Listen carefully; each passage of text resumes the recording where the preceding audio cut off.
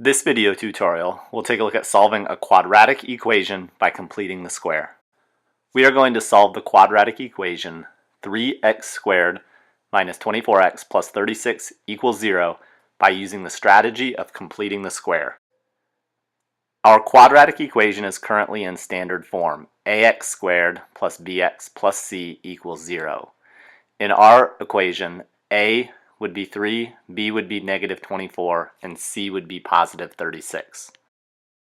When using the strategy of completing the square to solve a quadratic equation, we must first take care of our a value if there is an a value other than 1.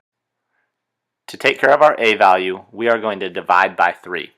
What we do to one side of an equation, we must also do to the other side. Simplifying the left side, 3x squared divided by 3 is x squared. Negative 24x divided by 3 is negative 8x. And positive 36 divided by 3 is positive 12. And this will equal 0 divided by 3, which is 0. Now our quadratic equation does not have an a value, so we can move forward with the strategy of completing the square. When solving a quadratic equation by completing the square, we want just our ax squared and our bx terms to be on the left side of the equation. So we need to get rid of plus 12. To do this, we can subtract 12 from both sides, leaving us with x squared minus 8x equals negative 12.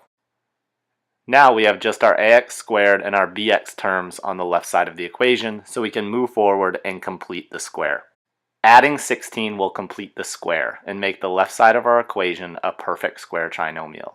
We get positive 16 because we take half of our b value, which is negative 8, half of that would be negative 4, and square that. Negative 4 squared is positive 16.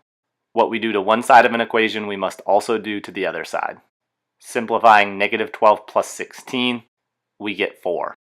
Now that the left side of the equation is a perfect square trinomial, we can factor it as such.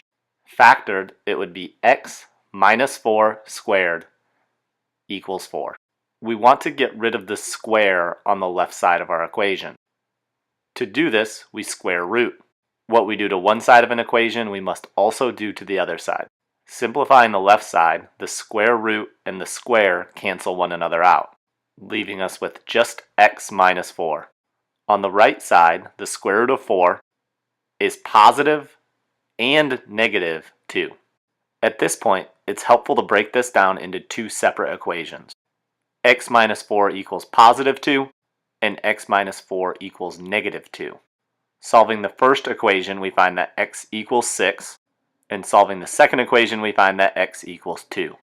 We have our two solutions, x equals 6 and x equals 2. Let's substitute these into our original equation to check for accuracy.